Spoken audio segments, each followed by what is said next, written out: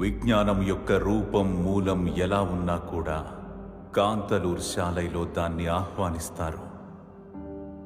ఇంద్రజాలాన్ని నేను నమ్మను. అవగాహనతో రహస్య మార్గాలలో వాళ్ళు దాన్ని పరిశోధిస్తున్నారు.